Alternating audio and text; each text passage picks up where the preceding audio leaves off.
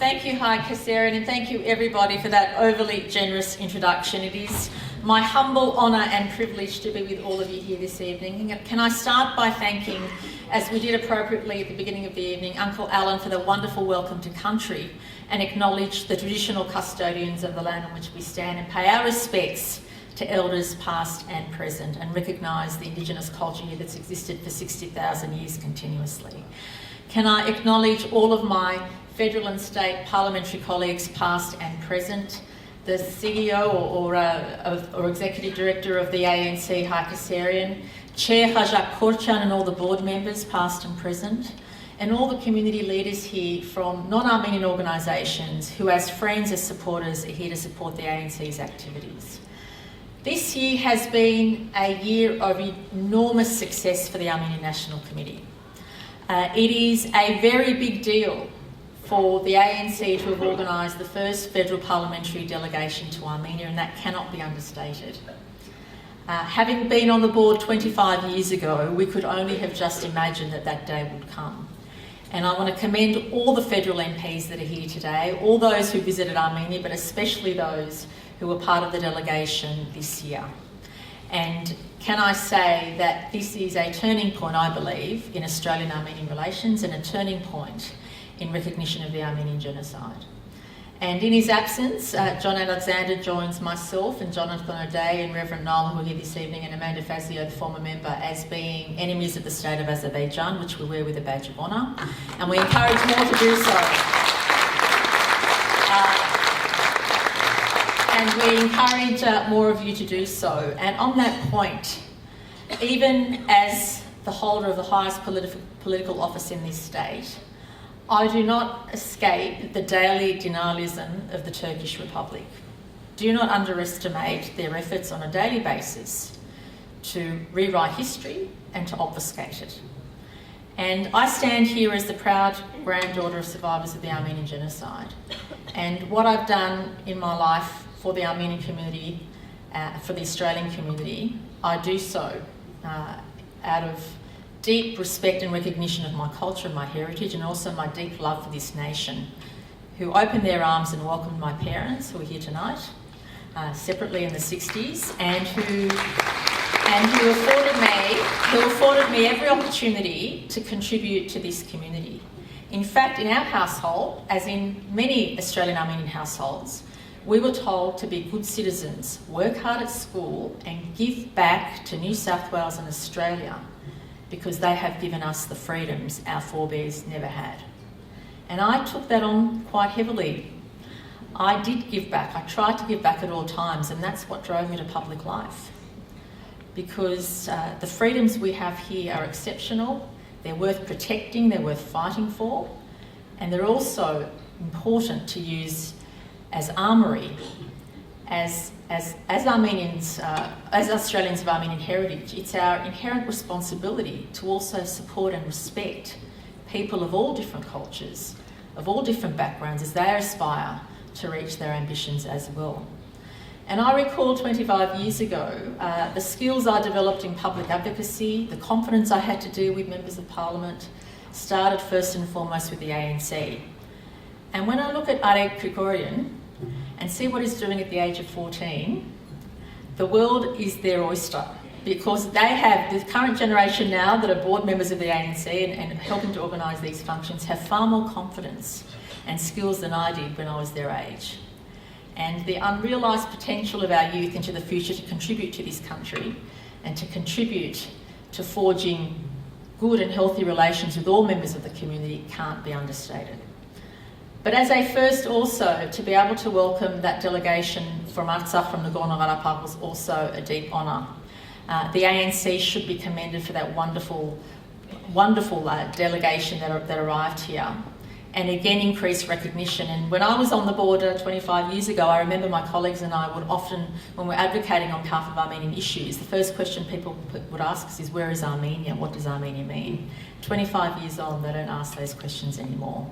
And that is again a mark of how far this organisation has reached and has taken the Armenian cause.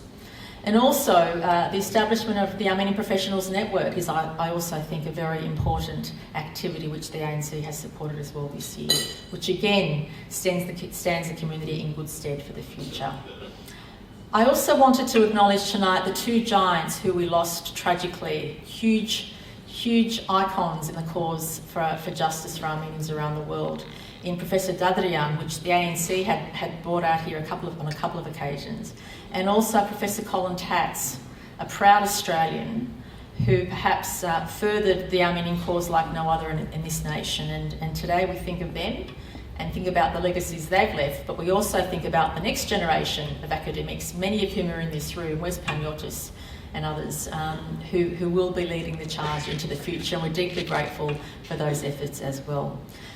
And ladies and gentlemen, perhaps for me the most spine-tingling moment in the last 12 months when I think about the Armenian cause and Armenian issues was the United States House of Representatives passing a resolution with 400 members voting to support and only 11 not supporting a motion in recognition of the Armenian Genocide. Now that is a very important turning point.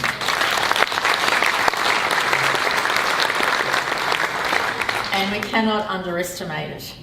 And I always remain vigilant and hopeful, because we know that we live in very interesting political times. We live in very interesting economic times. We live at a time where perhaps the rule book is getting ripped up in a lot of ways, in the way the world acts, the way the world reacts with each other and interacts. So the geopolitics of the past, we shouldn't assume will be the geopolitics of the future. And this is when there is opportunities for causes like the Armenian cause to get more recognition. Now we have 29 countries that have already recognised the genocide, 100 sub-jurisdictions, including virtually every state of Australia. And I am proud and quietly confident that Australia might be the 30th nation to accept the Armenian Genocide. And we look forward to that day. We look forward to that day. But I can't stress enough the deep gratitude that all of us must hold for the ANC, for the Armenian National Committee. Some of the board members, including the chair, have been working assiduously for decades, and they have been passing on that mantle to the current generation, led by Hai Kasserian and his team, and also the next generation. Arek's father and I were working in Armenian issues together a quarter of a century ago. Now Arek has made that important presentation, and his generation will also pick up the mantle into the future. By the way, Arek, thank you very much. In addition to highlighting the Armenian National Committee's work over the last 12 months, you also highlighted the success of the new transport system in New South Wales. So I'm very grateful. That is the best advertisement I've seen for the North West Rail Line and the Opal Card, so well done. As an aside, thank you very much. But can I again deeply acknowledge all the members of Parliament who are here this evening? Because I know as the Premier, we often go to events, not because we have to, we give up a Saturday night because we believe in a cause. And I just want to mention again all the MPs that are here today. Former Premier Christina Keneally, Tim Wilson, who's travelled the farthest, and for those of you who are interested, his Armenian connection is Adamyan. So Wilson doesn't sound very Armenian, but Adamyan does. And of course, my good friend Trent Zimmerman. We're deeply grateful that these three federal members of Parliament are here today. Of course, Joel Fitzgibbon as well are here today, and representing different political sides. And we know that you're here because you believe in the cause, you respect the Armenian Australian community, and we know that we have true friends in you into the future. So thank you very much for being here.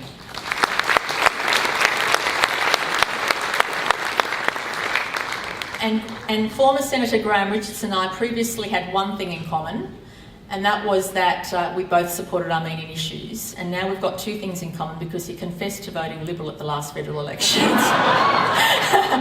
but having said that, all jokes aside, for someone like him to stick with the community after a quarter of a century is something to be deeply grateful for. And as we saw tonight, I was actually there that day you spoke.